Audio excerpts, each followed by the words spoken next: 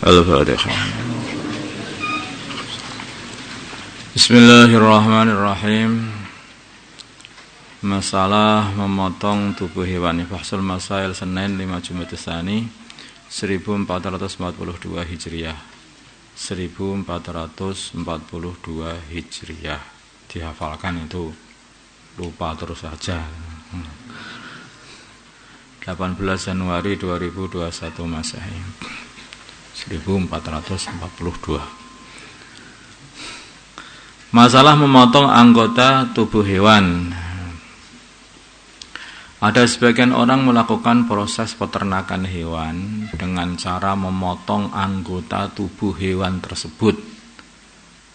Ini ada orang-orang aneh yang kemungkinan ini juga cara ini diambil dari cara-cara orang yang enggak sholat. Seperti beternak kepiting soka dengan memotong kakinya, yang mana setelah 15 hari kemudian kepiting itu akan berganti cangkang, kaki, serta capit baru yang masih lembek.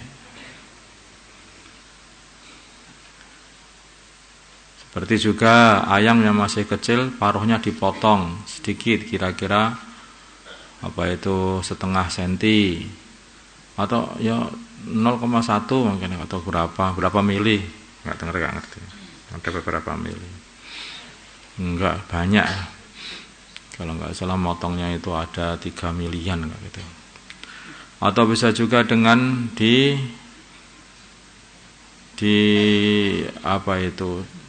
dibakar, yaitu dibakar dengan cara paruhnya dibakar dengan cara menempelkan pada besi panas. Ada-adalah peternak itu, nggak tahu untuk apa seperti itu atau supaya Allah alam. Kadang-kadang juga seperti memotong salah satu mata udang lobster itu, dipotong satu matanya.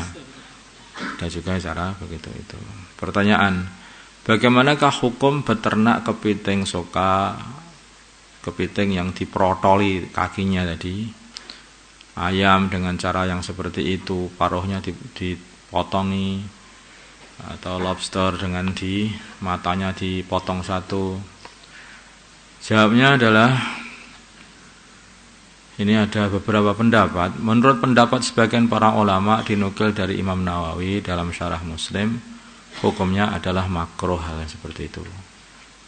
Tetapi sedangkan menurut Imam Muhammad Salim bin Sa'id dalam kitab As'adur Rafiq Syarah Sulam Taufik, hukumnya adalah haram dan termasuk dosa besar seperti ini. Jadi banyak hadis-hadis mengenai muslah, yaitu memotong ini. Bahkan Nabi melaknat orang yang berbuat muslah, memotong bagian-bagian tubuh daripada hewan ini, makhluk hidup. Maksudnya makhluk hidup.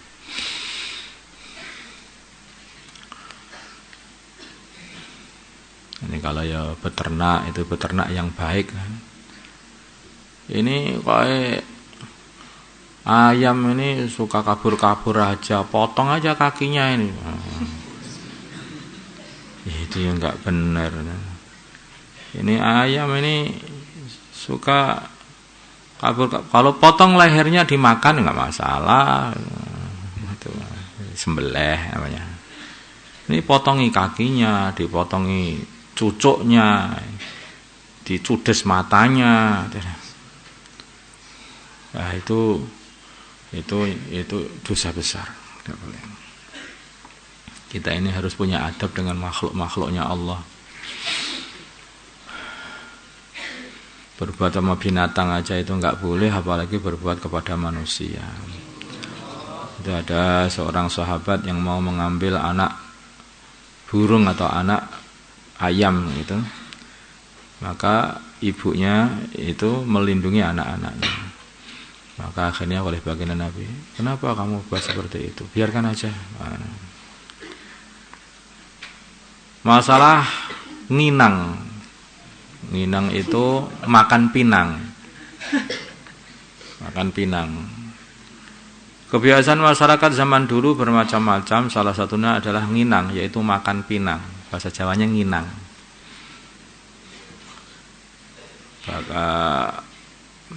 Bahkan zaman sekarang pun bukan hanya orang tua saja, tapi sebagian orang anak-anak muda juga ada juga yang meminatinya. Nggak tahu kenapa. Di antara bahannya adalah daun sirih yang diulai sedikit kapur, gamping, potongan buah pinang, gambir, kadang ditambah dengan tembakau. Setelah racikan, kadang-kadang itu tergantung selera gitu. Setelah ada yang manis, ada yang asin, ada yang macam-macam rasanya lah. Setelah racikan bahan-bahan tersebut selesai, diramu, sirih itu dikunyah secara bersamaan.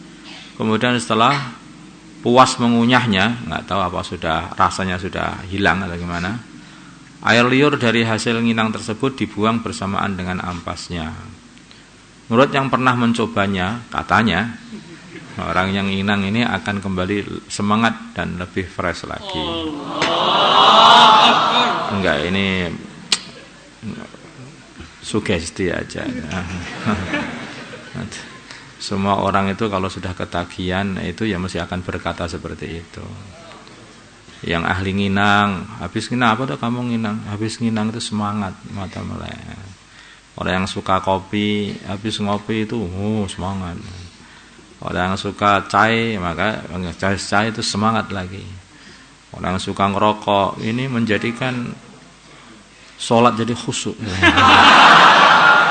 Itu ya omong kosong itu.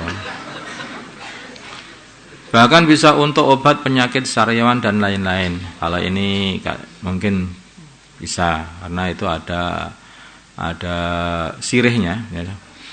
Karena sirih itu bisa mengobati sariawan itu.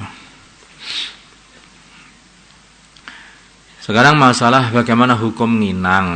Sebenarnya diperinci, jika bahannya cuma menggunakan pinang, sirih, kapur atau kapur yang dimatikan itu, maka hukumnya boleh aja karena tidak ada bahan yang berbahaya di situ.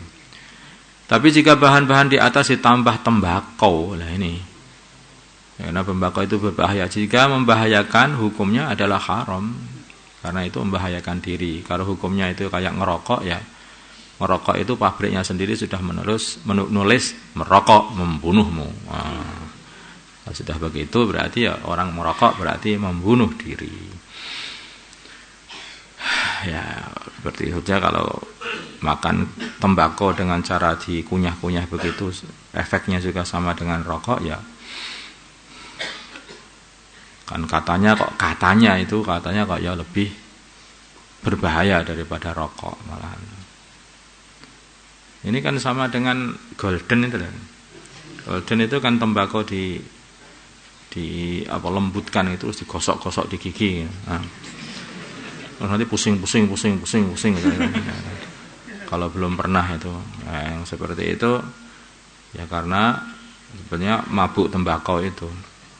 Sebetulnya ada cara yang lebih baik lagi daripada itu, yaitu dengan menggodok tembakau dan diminum 1 liter. Ini bukan hanya membawa kabur otak, membawa kabur nyawa itu. Itu langsung melayang-layang nyawanya. Akhirat sana. Terus nih pisan. Apakah nginang ini? Jangan ini nanti dipraktekkan ya. Yang pinter gitu loh, tidak ngomong itu. Apakah nginang ini dapat menurunkan muru'ah, harga diri, atau kurang pantas sebenarnya, jika dilakukan di negeri kita ini, negeri Indonesia lah, secara umum dan khususnya di lingkungan pondok pesantren. Ditafsil, bila dilakukan sendiri, tidak di hadapan orang lain, maka tidak menghilangkan muru'ah. Tapi bila dilakukan di hadapan orang lain, apalagi dalam pertemuan, mungkin dalam musyawarah atau jamuan selamatan atau ngaji, maka ini bisa menghilangkan muru'ah. Karena seperti meludah di hadapan orang itu kalau di negeri kita ini kayaknya kurang sopan. Sopan apa enggak ya? tengah-tengah ngaji ngeludah mana gitu kayaknya. Itu tergantung di masalah muru'ah ini tergantung di waktu tertentu dan tempat tertentu. Itu bisa dirasakan sendiri di hatimu. Masalah apa itu menurunkan harga diri ini. Ya. Orang Islam itu harus jaga harga dirinya, itu harus dijaga. Karena kalau orang Islam itu tidak jaga diri, itu nanti akhirnya jadi tidak jaga agama. Masalah jual beli pupuk kandang, maksudnya ya itu kotoran itu, ayam, kambing, sapi. Bagaimana cara jual beli pupuk kandang? Jika diakati jual beli, maka tidak sah, karena itu barang najis. Adapun jalan keluarnya adalah dengan cara hibah, yang itu bermakna naklul yad, yaitu dengan cara naklul yad, ijol kayak gantian gitu saja.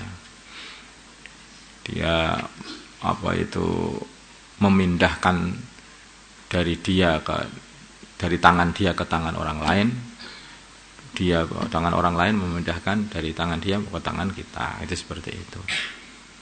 Ini bukan jual beli loh, ini pokoknya yos. Wah, ngolah ngalih nih, duitku suwek sing asale nang tak cekel iki ganti mbok cekel. Lah apa itu pupuk kandang yang kamu pegang itu sekarang ganti tak pegang, itu saja. Gantian. Nah, aja sudah selesai. Kayak ijol-ijolan. Nggih. Tayamum di tembok rumah sakit. Bagaimana hukum tayamum di tembok rumah sakit? Kalau ada debunya maka boleh, kalau tidak ada maka tidak boleh. Kayaknya kalau tembok rumah sakit itu enggak ada debunya. Nah, ada debunya ya. Ya, maksud rumah sakit ada debunya di temboknya yang enggak ada. Kayak kandang jaran enggak ada. Itu ya enggak ada lah itu. Ada Pak, itu sedikit tidak tampak dan tidak bisa dirasakan. Nah, kalau tak tampak nggak dirasakan, bagaimana kamu tayamumnya? Enggak, ya ini menurut saya nggak ada lah kalau begitu. Kecuali tembok bagian mana, ya. Tembok rumah sakit yang bagian luar di tembok pagarnya sana, terus itu yang dekat sama tanah itu, ya itu mungkin ada itu. Tembok rumah sakit di dalam kamarnya, ya nggak ada debunya lah itu. Ba'diyah Jumat dengan niat ba'diyah zuhur. Bolehkah sholat ba'diyah Jumat dengan niat ba'diyah zuhur? Ini tidak boleh sebetulnya. Kalau ia sengaja dan tahu hukumnya maka tidak boleh dan sholatnya batal. Tetapi kalau tidak sengaja atau tidak tahu hukumnya maka sholatnya sah dan hukumnya sholat sunnah mutlak, begitu saja. Ya memang nggak tahu gimana lagi. Jadi kalau orang itu qobliyah Jumat, ba'diyah Jumat itu ya niatnya qobliyah Jumat, ba'diyah Jumat begitu, bukan ba'diyah zuhur. Ya ba'diyah Jumat. Gitu. Nah, salatnya salat Jumat. Begitu para ulama fikih gitu caranya. Tidak boleh nanti ba'diyah Jumat terus malah Jumat sama zuhur itu sama saja, itu durul lanang masalahnya. Itu enggak kalau murah ulama fikih enggak boleh itu. Kalau boleh Jumat ya harus ba'diyah Jumat. Allahumma shalli ala sayyidina Muhammad wa ala sayyidina Muhammad wa salli ala sayyidina Ibrahim wa ala ali sayyidina Ibrahim. Barik ala sayyidina Muhammad wa ala sayyidina Muhammad wa ala sayyidina Ibrahim wa ala sayyidina Ibrahim fil alamin innaka Hamidum Majid. Allahumma arham wa sayyidina Muhammad, Allahumma ighfir li sayyidina Muhammad, Allahumma aslih li sayyidina Muhammad, alif baina qulubihim li sayyidina Muhammad. اللهم انصر امة سيدنا محمد، اللهم اعز سلطان نصيرا، صلى الله على سيدنا محمد النبي وعلى اله وصحبه وسلم.